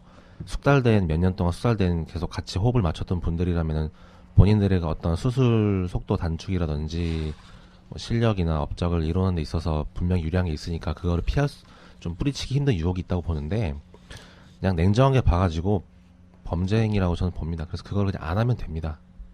그렇게 네. 봅니다, 저는. 김숙희 원장님. 예. 저도 그게 의료법에 접촉되기 때문에 반대를 해야 되는 거는 확실합니다. 그런데 지금 실제적으로 일어나고 있는 현상들을 우리가 그대로 못 본 척 할 수는 없거든요. 가령 뭐 대학병원도 지금 그렇지만 이 개원가도 마찬가지예요. 그 산부인과 같은데 그러니까 의사 혼자서 분만하고 또는 이제 뭐 수술하고 그럴 적에 뭐 RN도 아니고 AN 하나 데리고 수술하는 경우도 있거든요. 그럼 그 문제는 과연 우리가 어떻게 설명을 할 수 있는지. 그렇죠. 사실은 예. 이게 개원가에도 영향이 그렇죠. 있는 문제거든요. 그러니까 이거를 무조건 반대하기는 항상 쉽거든요. 하지만 지금 현 상황을 직시하면서 어떻게 해결 방안을 찾아야 될지는 우리 아마 다 같이 힘을 모아서 그거를 고민해야 될 거라고 생각이 됩니다. 예. 또 다른 이슈가 당연지정제를 폐지하겠다 또는 영리병원 도입에 찬성한다라고 말씀하신 후보들이 많았고요. 후보자들의 입장에 대해서 어떻게 생각하시나요? 신재원 기자님? 제 기억에는 이제 최덕종 후보 는 반대하시고요. 최덕종 후보는 좀 반대 입장을 네. 보이셨고요. 나연 후보하고 제가 듣기로는 노한규 후보도 조금 찬성 쪽이신 것 같고 그리고 그 윤창경 후보도 좀 찬성 쪽이신 것 같더라고요. 말씀을 들어보니까. 네. 그리고 최덕종 후보는 반대고. 근데 이 사안 같은 경우 국민들이 어떻게 보면 굉장히 관심이 많은 사안이고 어떻게 보면 의료보험 전체 틀을 바꾼다는 게 의료 제도의 완전 그 큰 틀을 바꾸는 거지 않습니까? 굉장히 중요한 문제인데 저는 약간 우려되는 게 이제 그러면은 의사협회 내에서 이 문제에 대해서 사실 제가 알기로는 뭐 고민을 하긴 했어요. 고민도 하고 논의도 한 걸로 알고 있는데 어떤 뭐 여론 수렴을 충분하게 하지는 못한 걸로 알고 있습니다. 사실 이게 우리가 이런 식으로 해서는 안 된다. 예를 들어서 의사들이 정말 살기 어려우니까 궁지에 몰렸다. 궁지에 몰렸으니까 뭐 바둑에도 보면은 흔들기라는 게 있습니다. 불리하면은 무조건 무리수를 둬서 일단 상대의 실수를 유도하고 무리수를 둬서 뭔가 좀 흔들기라고 하는데 그런 차원으로 고려되면 절대 안 된다. 이게 왜냐하면 오히려 어떤 의료계의 어떤 거대 자본이나 어떤 보험회사가 들어왔을 때 의사들이 더 안 좋아질 수 있다. 충분히 그런 거에 대해서는 사실 충분히 생각해볼 여지가 있는데 사실 그동안 이 영리법인이나 뭐 투자개방형 병원 뭐 당연지정제 폐지가 얘기가 나올 때 그 현 정부에서도 사실 의사들도 굉장히 안 좋아질 수 어떻게 보면 의사들 자영업자 아닙니까? 뭐 지금 뭐 동네 슈퍼가 SSM 들어와서 다 망하는 거랑 자본이 들어와서 뭐 동네 병원 망하는 거랑 뭐가 다릅니까? 저는 똑같다고 보거든요. 근데 그런 부분에 있어서 충분히 좀 생각을 해보시고 발언을 하시는 건지 정말 회원들이 다 죽겠으니까 뭐 이거라도 하자라고 하는 식으로 생각을 하시는 건지 아니면 저는 좀 궁금하더라고요 그게. 그래서 그리고 이게 실질적으로 굉장히 국민들이 반대가 심한 상황인데 의협회장이 되어서 이제 그런 쪽 찬성하겠다고 하고 뭐 그쪽으로 이제 정책을 뭐 가시려고 한다면은 그럼 국민들을 어떻게 그럼 설득하겠다 이런 거에 대해서 사실 제가 여쭤봤을 때 제대로 답변한 후보도 별로 없거든요. 그래서 네. 그런 부분이 좀 저는 아쉬웠습니다. 네, 박지영 교수님. 이런 부분이야말로 정말 리더십이 필요한 것 같아요. 이런 문제에 대해서 후보들의 기본적인 입장이 있을 텐데 대개는 후보들이 어떤 의사들의 뭐 일반적인 그런 정서를 거스르는 그런 발언을 하지 않고 정책을 내세우지도 않습니다. 그래서 대체로 의사들이 민영의료보험 도입을 찬성한다. 당연지정제 폐지에 찬성한다. 그리고 의료분쟁조정법에 대해서 반대한다. 그리고 뭐 성범죄 의사 10년 취업 금지하는 법안에 대해서 반대한다. 그렇게 하면 그냥 지금 그대로 가자. 그러니까 무조건 반대부터 하고 보는 그런 입장에 서기 쉽거든요. 근데 이렇게 되면 뭔가 변화를 만들어낼 수가 없습니다. 그리고 계속해서 모든 후보들이 협상의 중요성을 많이 강조를 했죠. 근데 이런 입장을 갖고 있는 리더가 어떻게 협상을 하겠습니까? 일단은 뭔가 어느 구석에 의사한테 도움이 안 되는 내용이 있으면 일단은 못한다, 안 한다. 그렇게 하게 되고 또 그 안에 심각한 문제가 있음에도 불구하고 큰 틀에서 대부분의 의사가 동의한다 그러면은 그거 하자고 그럽니다. 이 문제를 제대로 해결해야 정말 괜찮은 참 리더십 있는 의협회장이다. 그런 평을 들을 겁니다. 네.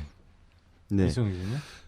저는 영리병원에 대한 후보자분들의 긍정적인 답변을 듣고 약간은 놀랐습니다. 왜냐하면 이전 집행부에서도 영리병원에 대한 그 찬반 의견, 그러니까 입장을 정하기 위해서 나름대로 회원들의 의견을 들으면서 정부와 협상할 때 의협의 입장은 뭐로 정할 것인가에 대해서 고민들을 했었거든요.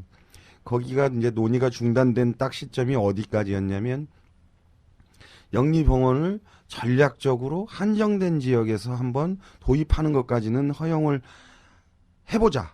그러면 그 영리병원이 허용된 지역에서 우리나라 보험 체계의 문제점들이 많이 노출되고 부각될 거다. 그러면 지금 의사들이 불만이 갖고 있는 이 현 의료보험 제도의 틀을 바꾸는 동력이 되지 않겠느냐. 이런 정도까지는 논의의 진전이 있었습니다. 의협 내부에서. 근데 이제 일부 회원들의 생각은 좀 달랐던 것 같아요. 좀 현실적으로 생각을 하신 거죠. 영리병원이 도입이 되면 투자 안 받는, 못 받는 병원들 같은 경우는 경쟁력이 떨어질 거고, 그러면 망해야 될 거고. 근데 의협에서 지금 상대적으로 목소리가 높은 개원가의 포션이 높은 상황에서 개원이들이 사실 투자를 받을 수 있겠느냐. 이거 좀 힘들다. 그러면 병원에 개원가들이 밀려가지고 개원가 상황이 더 안 좋아지는 거 아니냐. 그래서 의협은 여기에 반대해야 된다. 이런 의견들도 좀 있었고요. 그래서 저는 후보자들이 영리병원 도입에 대해서 좀 더 신중한 태도를 보이실 줄 알았는데 긍정적으로 답변을 하셔서 조금은 놀랐습니다. 박관호 선생님. 당연지정제 폐지는 개원가에 있어서는 사실 악이죠. 당연한 얘기죠. 건강보험공단 측에서 그냥 딱 봤을 때 자기들 입맛에 안 맞는 곳이 있다. 그럼 당연히 그냥 보험을 안 들어주겠죠. 그리고 민간보험 회사들은 더 냉혹하기 때문에 오히려 개원가에 있어서 독이라고 좀 봐요. 윤창경 후보님의 발언이 이게 의협회장 후보로서는 현재 의협회장 후보로서 만약 의협 자체의 기능이 바뀐다면 모르겠는데 현 시점에서는 굉장히 부담이 될 뿐더러 현실적으로 불가능하지 않나 그렇게 저는 생각을 합니다. 예, 김숙희 원장님. 네, 그 뭐 당형지전제 폐지라든지 뭐 더 나아가서는 의약분업 철폐라는 문제까지 들고 나올 수도 있거든요, 후보들이. 하지만 물론 그거는 그렇게 된다면은 의사로서는 좋은 면도 있고 물론 나쁜 면도 있겠지만 뭐 자율성이 보장된다는 면에서 좋을 수도 있습니다. 하지만 지금 현재는 이미 우리가 건드릴 수 없는 문제로 돼 있는 상황에서 그거를 되돌리려고 하기보다는 어떻게 하면은 앞으로 올 수 있는 우리 의료계에 올 수 있는 그 쓰나미 같은 정치 상황과 맞물려서 오는 그런 문제들을 어떻게 대처할까에 되는 거를 더 먼저 생각을 했으면 좋겠습니다. 지금 불가능한 뭐 헌법 소원이라든지 정말 어려운 그런 법적인 문제를 다시 돌리는 것보다는 지금 그걸로 인해서 우리가 피해를 본다거나 우리가 손해 보고 있다고 생각하는 것들을 얼만큼 앞으로도 막을 수 있는지 거기에 대해서 좀 더 심도 깊게 그런 입장들을 표명해 주시는 게 저는 더 합당하다고 생각을 합니다. 네. 나연 후보께서 약사회 서울시 약사회장이 금식하고 있는 것에 방문한 사건에 대해서 물어봤을 때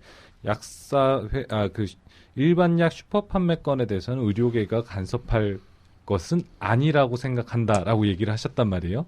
이분은 생각보다 조금 놀랍기도 했는데 워낙 그 소신껏 얘기하시는 것 같아서 그 자리에서는 뭐 크게 뭐 이야기가 별로 없었던 것 같습니다. 이 부분은 어떻게 생각하시나요?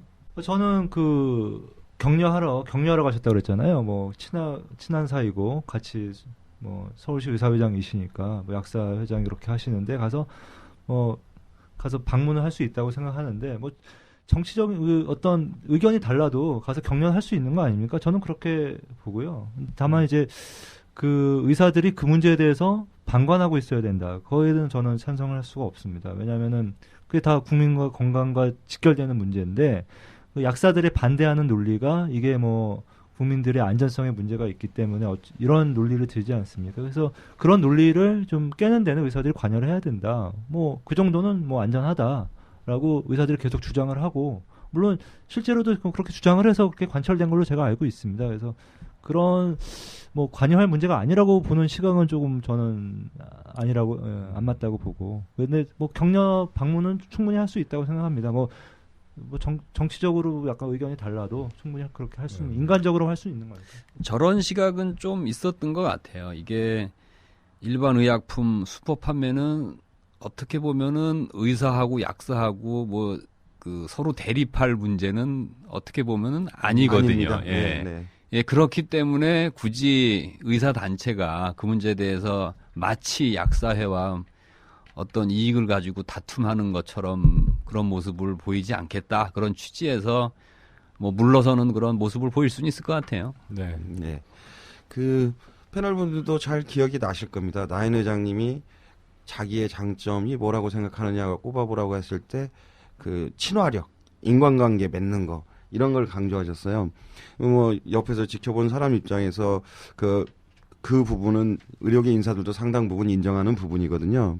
그리고 서울시 의사회장으로서 그 의사회 회장이지만 서울시 지역의 보건의료단체 조직에 어떻게 보면 맏형으로서 그분들과 하실 일들이 상당히 많이 있었었고 거기에서 그 관계를 돈독하게 유지해 놓으신 거에 대해서 나름대로 성과가 있다고 판단하시는 분이기 때문에 아마 그런 차원에서도 아마 그 이제 같은 보건의료단체장이 좀 힘겨운 일을 하고 있으니 격려차 가셨다. 뭐 그런 정도로 저는 이해했습니다. 네.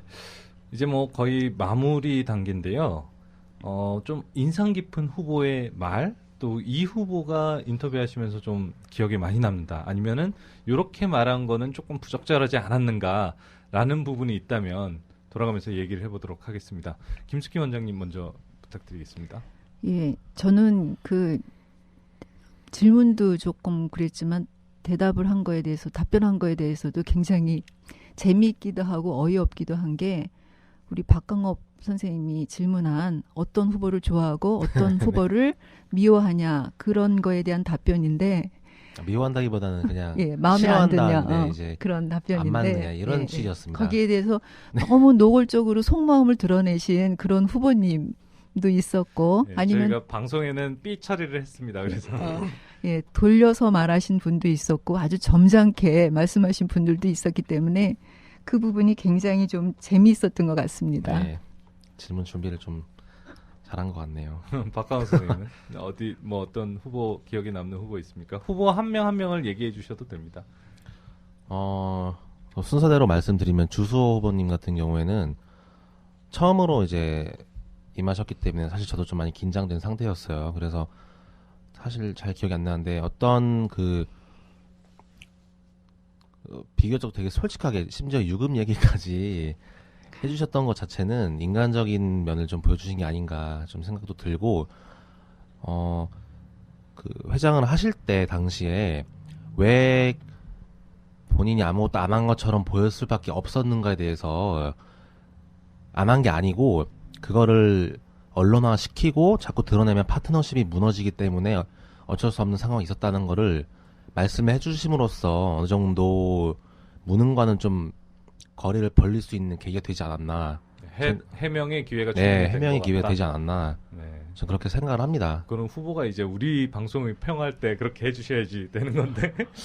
제가 지금 아무튼 좋아요. 네. 예. 그리고 그 다음 정기업 후보님 같은 경우에는 뭐랄까요, 좀 판넬까지 준비해 오셨는데 포스터를 다 준비해 네, 주셨죠. 포스터는 예. 정작 막상 쓰실 기회가 없으셨고. 왜냐면 우리가 오디오 방송이라서 네, 그러니까. 보여드릴 방법이 없으니까요. 맞아요. 근데 왜 갖고 오셨는지 조금 의문이 들었는데 실제로 어떻게 이 사진들을 꾸릴 때 누구를 기용하겠냐는 질문을 어떤 분이 해주셨는데 전혀 알지 못하는 이제 플라자에 올라오신 분들의 성함을 이제 거론하시면서 같이 구상을 해보고 싶다는 거에 대해서 이제 저는 좀 나름대로 좀 인상을 좀 받았습니다. 네. 어떤 인상이었는지는 뭐 모르겠고. 예, 김수경 원장님.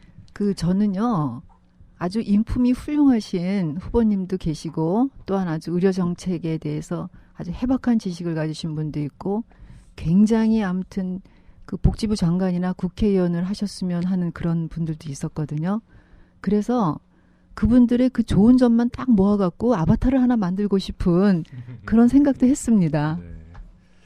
그때도 말씀드렸지만은 최독정 후보 같은 경우에는 그 연세에 비해서 좀 어떤 순수한 열정을 갖고 계신 분이다. 그런 느낌을 받았고요. 그리고 주수호 후보 같은 경우에는 의협 대변인도 걸치고 그래서 그런지 이렇게 조리 있게 설득력 있게 말을 잘하시는 그런 장점이 있었던 것 같고, 또 노한규 후보는 또 이제 언론에 비춰진 그런 이미지하고는 좀 다른 그런 부분을 꽤 많이 보였습니다. 그래서 저는 이 팟캐스트라는 새로운 매체를 통해서 이 후보들이 이 선거에 이제 어떤 영향을 또 미칠지, 어떤 영향을 받을지 사실 그게 궁금합니다. 네.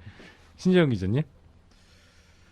네, 저는 뭐 특별히 뭐 후보 한 분 한 분에 대해서 좀 언급하는 거는 좀 적절치 않다고 생각을 해서 뭐 언급은 안 하고요. 다만 이제 의사협회 이제 회장 후보들이잖아요. 의사협회 회장 후보들이 그리고 나름대로 다 이제 어떤 뭐 내공이 다 있으신 분들이라는 그런 좀 느낌을 받았습니다. 받았는데 좀 어떤 정책이나 현안에 대해서 좀 더 좀 깊은 좀 뭐랄까 좀 준비가 좀 덜 된 것 같아 이런 느낌도 사실은 좀 받았었거든요. 네. 뭐 그런 부분이 아마 시간상의 그것도 있을 거예요. 저희가 이제 녹음을 좀 공약집 만들기 전에 했다라는 부분도 그 후보자들께서 네. 아쉬워하신 부분이 있었습니다. 그리고 이제 제가 들은 느낌은 어떤 거냐면 이게 팟캐스트는 사실 뭐 양 국장께서도 말씀하셨지만 이게 의사 회원들만 듣는 게 아니라 사실 전 국민이 듣는 겁니다. 그래서 제가 이렇게 가만 들어보면은 이거 너무 의사들의 얘기만 하는 게 아닌가. 의사들의 입장에서 얘기를 하고 이것이 일반 국민이 들었을 때 그럼 어떤 느낌을 받을 것인가 이런 거에 대해 좀 생각을 해봤는데 조금 약간 우려되는 부분도 솔직히 좀 있는 건 사실이에요. 그러니까 국민들이 들었을 때 의사협회를 어떻게 볼까 이런 좀 걱정도 사실 좀 됐었고요. 네. 네. 누가 될지는 모릅니다. 하지만 차기 회장이 되는 분께 이것만은 꼭 해야 된다라고 말할 부분이 있을까요? 네, 박가원 선생님. 네, 저는 계속 한결같이 말씀드렸는데 젊은 층과 소통을 좀 강화시켜 주시고 이번이 사실 총선 대선이 맞물려 있고 지금 뭐 여야 할 것 없이 무상 뭐 정도의 차이는 있겠지만 무상 복지나 무상 의료에 대한 이슈가 지금 굉장히 커진 것만은 사실이거든요. 근데 이때 어떤 의협회장을 국회의원이나 다른 길을 위한 발판으로 삼으려고 하지 마시고 이번에 정말 본인의 모든 역량을 다해서 혼신의 힘을 다해서 정말 의사들을 위할 수 있는 회장님이 나오셔서 모 후보님께서 말씀하셨지만 3년 뒤에 누가 되시던 간에 박수를 받으시면서 뭐 국민들에게도 박수 받으시고 일반 의사분들에게도 박수 받을 수 있는 그런 분이 좀 되시면 좋겠습니다. 예. 박재영 교수님. 저는 이 팟캐스트에서 진행하는 방식으로 여러 사람이 질문하고 또 대답하고 그런 과정 자체가 의미가 있는 것 같아요. 어떻게 평가들을 하실지 모르겠지만 이런 과정을 통해서 조금 더 생각을 하고 정책 개발을 하는 데도 도움이 되고 그렇다면 이런 과정이 의미가 있는 것 같은데 제가 드리고 싶은 말씀은 회장이 돼서도 이런 다양한 경로를 통해서 뭐 회원들뿐만이 아니라 또 어떤 국민을 대변할 수 있는 또 시민단체나 그런 의견을 계속 듣는 뭔가 그런 자리를 계속 마련해야지 좀 바른 방향으로 정책을 펴나갈 수 있을 것 같습니다. 그래서 그냥 한마디로 얘기하면은 여러 사람으로부터 다양한 사람들로부터 많이 좀 얘기를 들었으면 좋겠다. 그렇게 말씀드리고 싶습니다. 네. 신정 기자님. 전 두 가지를 좀 부탁드리고 싶은데요. 하나는 의사협회장이 우리나라 의사의 최고 수장이잖아요. 최고 수장이긴 하지만 의사입니다. 의사는 환자나 국민을 위해서 자기의 어떤 모든 걸 다 아낌없이 주잖아요. 그래서 회장이 누가 되시던 간에 어떤 권위의 어떤 틀에 갇혀서 그 자리에 앉아서 하시지 말고 좀 그 사람들을 만날 때도 정말 정치인들이 뭐 표 얻으려고 그렇게 하지만 의사협회장도 좀 그렇게 좀 자세를 많이 낮췄으면 좋겠다. 누굴 만나든지 뭐 시민단체 만나든지 정부 사람들을 만나든지 아니면 뭐 기자들을 만나든지 아니면 시민단체를 다 의사협회장이란 어떤 권위는 다 남들이 다 알고 있어요. 그러니까 좀 더 낮은 자세로 좀 활동을 하시면 좋겠다라는 말씀을 하나 좀 드리고 싶고 또 하나는 인사입니다. 인사. 사실 저는 의사들 중에 굉장히 능력 있는 사람들도 많고 굉장히 뭐 열정적인 사람들도 많다고 생각합니다. 그래서 누가 회장이 되시던 간에 좀 뭐 탕평책, 소위 말하는 탕평책을 쓰셔서 자기 사람만 데리고 다 이렇게 일하는 것이 아니라 나와 정치적 견해가 다르지만 이 사람이 능력이 있기 때문에 이 사람 쓸 수 있는 겁니다. 그러니까 예를 들어서 지금 뭐 어떻게 보면 이제 뭐 좀 대립되는 후보들이 지금 현재 있지 않습니까? 상대방 후보의 장점을 취할 수도 있는 겁니다. 저는 그게 바로 좀 의사협회가 사는 길이 아닌가 그런 생각을 해봤습니다. 네, 신지원 기자님 두 번째 말씀하신 말에 전적으로 동의하고 저도 그 얘기를 하고 싶었습니다. 의료계 선거를 몇 번을 지켜보면서 느끼는 거지만 항상 하시는 얘기들은 후보들로 나서시면 저희들 이번에도 인터뷰했던 내용하고 크게 다르지 않고 의지도 다르지 않습니다. 근데 선거가 끝나고 당선자가 딱 되시면 물론 그게 이제 회장에 당선되신 분 개인의 의지가 100% 아닐 수도 있지만 이 도와주신 분들에 대한 그 처리를 어떻게 하느냐를 가지고 고민을 많이 하시고 대부분은 많이 도와준 순서대로 논공행상을 해서 자리를 나눠 갖게 되는 경우가 많았습니다. 그러다 보니까 의견을 다양하게 수렴할 수가 없죠. 그 집행부 구성 가지고는. 이번에 회장 되시는 분은 아까 신지현 기자님 말씀하셨듯이 진짜 제대로 된 의협으로서의 역할을 하기에 필요한 분이라면 좀 모시기 어려운 분이라도 삼고초려하셔서 모셔다가 적절한 자리에서 잘 일을 할 수 있는 환경을 만들어주고 아무리 자기가 회장되고 아니면 자기가 개인적으로 부채감이 있는 분이라도 집행부 구성이나 아니면 의료계를 위해서 일하는데 조금 적절하지 않는 분이라면 좀 서운하지 않게 잘 설득을 하셔서 정리를 하시는 그런 모습을 좀 보이셨으면 좋겠다 그런 생각이 듭니다. 네. 예, 저도 마찬가지입니다. 일단 인선이 중요할 것 같고 화합도 중요하지만 아주 전문성을 갖고 있는 그런 임원들을 모셔오는 게 제일 중요하다고 생각합니다. 항상 회장이 모든 것을 다 알고 모든 것을 다 해야 될 필요는 없거든요. 그렇기 때문에 각 분야별로 아주 익숙하시고 숙달된 분을 임원으로 모셔서 의사협회를 꾸려갔으면 좋겠습니다. 네, 감사합니다. 장시간 종합토론 시간, 종합편에 출연해 주신 모든 패널 분들께 진심으로 감사의 말씀을 드리면서 여기서 팟캐스트 마치도록 하겠습니다. 감사합니다. 감사합니다. 감사합니다.